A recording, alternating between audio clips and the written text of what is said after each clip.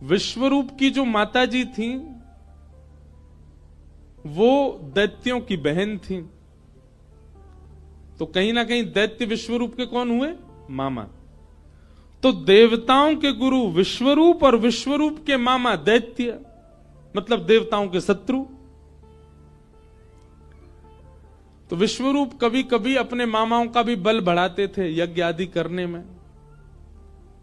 इंद्र को जब ये बात पता चली तो इंद्र ने क्रोध में आकर के अपने गुरु का सर धड़ से अलग कर दिया। पहले तो बृहस्पति का अपमान किया और फिर उसके बाद में दूसरे गुरु जो बने विश्वरूप, उनका सर धड़ से अलग कर दिया, जिसके कारण इंद्र को ब्रह्म हत्या लग गई और वो अब स्वर्ग में राज्य नहीं कर सकते। तब इंद्र ने कहा, अगर मेरे इस ब्रह्म हत्या के दोष को कोई लोग अपने ऊपर धारण कर लें, मेरे ब्रह्म हत्या के दोष को यदि कोई अपने ऊपर ले ले, तो मैं उसको, एक मेरा दोष लगेगा, दूसरी तरफ मैं उसको वरदान दूंगा। 4 लोग आगे आए ब्रह्म हत्या का दोष जिन्होंने अपने ऊपर धारण किया। सबसे पहले जल। तो जल में उठने वाला जो फैन है, जो झाग हैं, कभी कभी समुद्र में होते हैं, वे ब्रह्म हत्या का दोष माने जाते हैं। उनका स्पर्श करके स्नान करना चाहिए। दूसरा आगे आई वृक्ष। तो वृक्षों से निकलने वाला जो श्वेत तत्व है, कभी कभी पत्ता तोड़ो तो उसमें से कुछ निकलता है, वो ब्रह्म हत्या का दोष है। कभी कभी औषधि के लिए उसका प्रयोग किया जाता, पर उसके बाद भी स्नान आवश्यक है, क्योंकि वो ब्रह्म हत्या का दोष है। तीसरा, उस दोष को धारण किया पृथ्वी ने। तो पृथ्वी के ऊपर जहां पर रक्त वर्ण दिखता है, लाल वर्ण की माटी दिखती है, कभी कभी उसको ब्रह्म हत्या का दोष माना जाता है।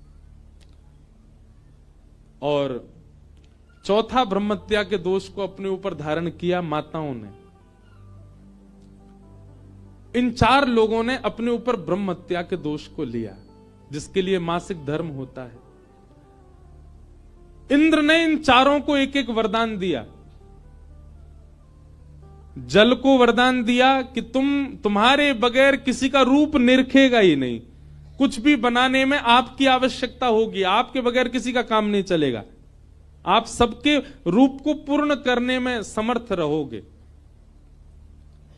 वृक्षों को वरदान दिया कि आपको कोई कहीं से भी काट दे, कुछ दिन जल का सिंचन हो जाए तो आप फिर प्रकट हो जाओगे, आप कभी पूर्ण रूपेण जब तक जड़ से ना उखाड़े आप मरोगे नहीं। वृक्षों को कई बार ऊपर से काट दो फिर से निकल आते हैं। पृथ्वी को वरदान दिया कि आप में कोई कितना भी गड्ढा कर दे आप फिर भर जाओगे, अपने आप ही भर जाओगे, आप में गड्ढा रह नहीं सकता। और माताएं बहनों को वरदान तो अद्भुत ही दिया, बोले आप किसी को भी अपने वश में कर सकते हो आपको वश में करने की शक्ति हम प्रदान करते हैं। जब तक बालिका होती हैं तब तक पिता को वश में कर लेती हैं, पिताजी ये चाहिए वो चाहिए, ये खाना वो खाना सब। जब ब्याह हो जाता है तो पति वश में रहता, और जब पुत्र जन्म ले तो पुत्र वश में रहता है, सब इनके वश में रहते हैं। ये इंद्र का वरदान है इनको। इंद्र पुनः राजा बन गए, क्योंकि उनके ब्रह्म हत्या के दोष को 4 लोगों ने ले लिया। परंतु विश्वरूप जिनको मारा गया था, उनके पिता ने इंद्र से बदला लेने के लिए, मेरे बेटे को मार दिया इंद्र ने, उन्होंने यज्ञ से एक नया बालक उत्पन्न किया, जिसका नाम हुआ वृत्रासुर। वृत्रासुर इतना भयानक राक्षस था कि देवता त्राहिमाम करके दौड़ने लगे उससे बचने के लिए। परंतु यज्ञ करते समय त्वष्टा से गलती हो गई, उन्होंने मंत्र का उच्चारण किया, उसमें अनुस्वार की गलती के कारण इंद्र का शत्रु बालक तो हुआ, इंद्र को मारने वाला नहीं, इंद्र से मरने वाला बालक हुआ। लेकिन वृत्रासुर इतना बलवान था कि उसके आगे कोई देवता टिक नहीं पाए।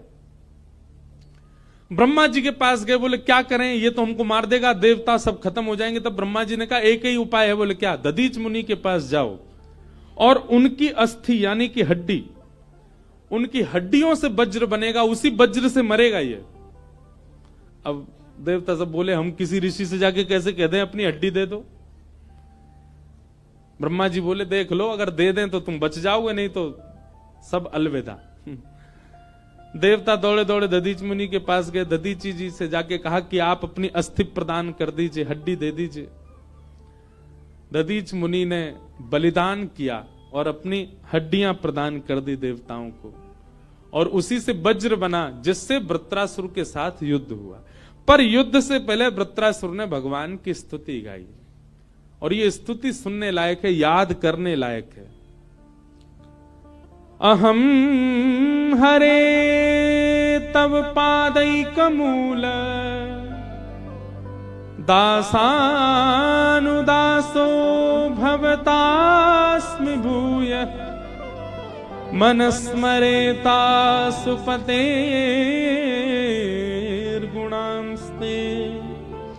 गृणीतवा कर्म करोतु काय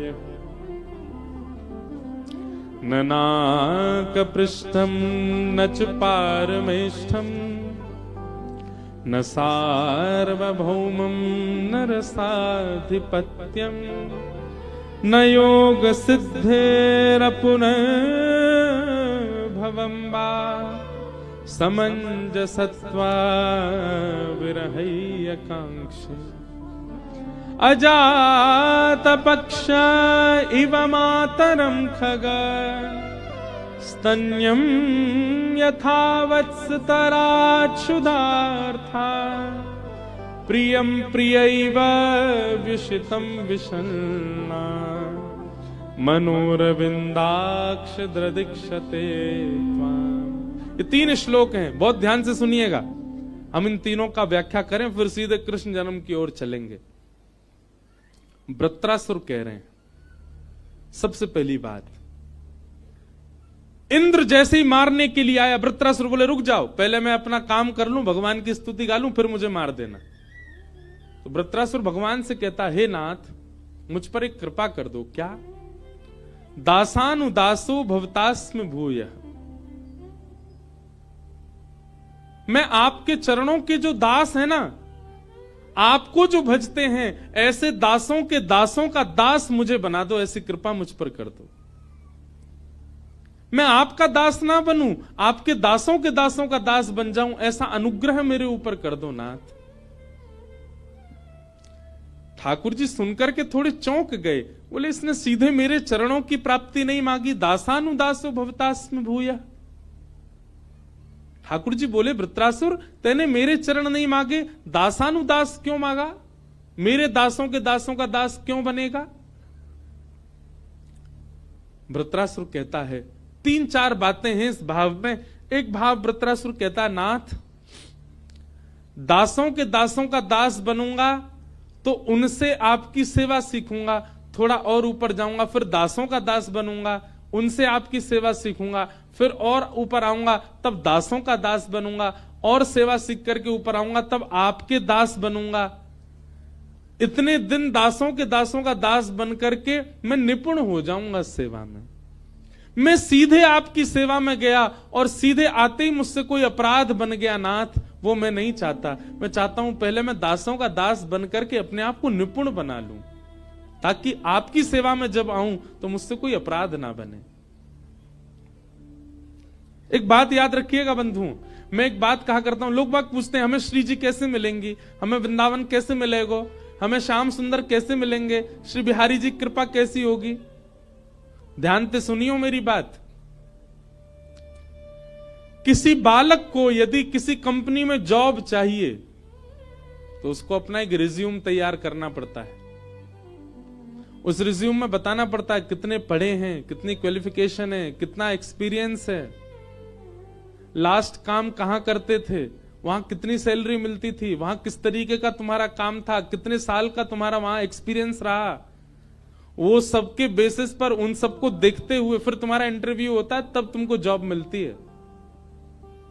ठीक वैसे ही एक अपना रिज्यूम तैयार करो, और रिज्यूम में केवल ये बताओ आपने कितनों नाम जप किए है, कितनी साधना की है, कितनी कथा श्रवण करी है, कितने संतन की सेवा करी है। कितने संतन के चरण धोए हैं, कितने संतन को प्रसाद पवायो है, कितने संतन को संग कियो है, ये सब एक रिज्यूम में लिखो और जाकर के श्री जी को अर्पित करो। किशोरी जी के सामने जाकर के कहो, हे श्यामाजू अगर हम आपको अनुकूल लगते हो, हे राधारमण जू अगर हम आपको अनुकूल लगते हो तो हमें अपनी चाकरी प्रदान करो। मीराबाई कहती हैं, श्याम मने चाकर राखो जू, हरि जी माने चाकर राखो जू। चाकर रहसू बाग लगासू, नित उठ दर्शन पासू। वृंदावन की कुंज गलिन में, हरि की लीला गासू। हरि जी मने चाकर राखो जी, बिहारी मने चाकर राख। मीराबाई ने ना जाने कितने वर्षों तक बाहर निवास किया, वृंदावन को केवल भजा। कितने वर्ष बाद वृंदावन गई मीराबाई। क्यों? पहले स्वयं को निपुण बनाया। हम ठाकुर जी के योग्य तो बन जाएं, पहले सेवा आ तो जाए हमारे जीवन में, तब जाएंगी ठाकुर जी के पास। तो ऐसे भैया श्री जी की प्राप्ति ऐसे ही ना हो जाएगी। वृंदावन जा रहे हो, बरसाने जा रहे हो, वहीं पड़े भयो बातें नहीं मिलेगी। वाक्य काजे पहले स्वयं की निपुणता बताओ। कितनी सेवा करी, कितनी कथा सुनी, कितनो नाम जप कियो, कितनो संत संग कियो, कितनो वैष्णव संग कियो। श्री जी जब वाप दृष्टि डालेंगे तब स्वीकार करेंगे। और श्री जी तो हमारी स्वीकार करने को तैयार ही बैठी हैं। भैया ये सहचरी, ये सखी, हमारे ठाकुर जी ये रुकावट बन जाएं, ये देखें हमारी श्री जी को कहीं श्रमित तो नहीं कर देगो। इनको योग्यता दिखानी पड़े, श्री जी योग्यता ना देखें। इसलिए दासानुदासो भवतास्म भूय। हम अभी सीधे वृंदावन चंद के उपासक नहीं बन सकते, या हमारे ब्रजवासी के उपासक बनो। ब्रजवासिन की जो उपासना कर रहे हैं उनके उपासक बनो, दासानुदास बनो, वहां से ठाकुर जी प्रसन्न होंगे। वृत्रासुर कहते हैं दासानुदासो भवतास्म भूय। वृत्रासुर अपने दूसरे श्लोक में कहते हैं कि मुझे विरह प्रदान कर दो। कैसा विरह चाहिए? कैसी अद्भुत बात! कोई भगवान से विरह कैसे मांग सकता है? सब मिलन ही मांगते हैं, पर वृत्रासुर कह रहा है कि विरह ही एकांक्ष है, मुझे विरह दे दो। मेरे पर ऐसी कृपा कर दो कि मैं आपकी याद में तड़पने लगूं, रोने लगूं, विलखने लगूं, व्याकुल रहूं। क्योंकि बंधुओं एक बात कहूं, व्याकुलता में विरह प्रेम शुद्ध होता है। क्षमा कीजिएगा, जो व्यक्ति कभी विरह में नहीं रहा, जिस व्यक्ति ने कभी व्याकुलता का अनुभव नहीं किया अपने जीवन में, उसका प्रेम शुद्ध नहीं हो पाएगा। विरह आवश्यक है।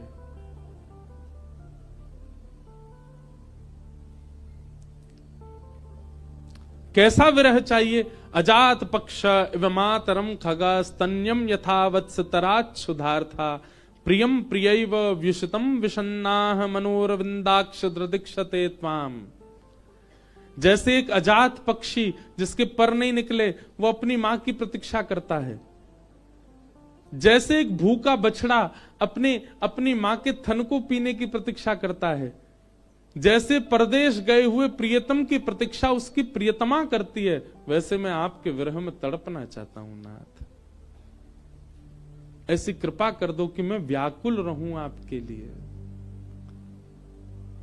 वृत्रासुर ने ऐसी स्तुति गाई और इस स्तुति से भगवान अति प्रसन्न हो गए।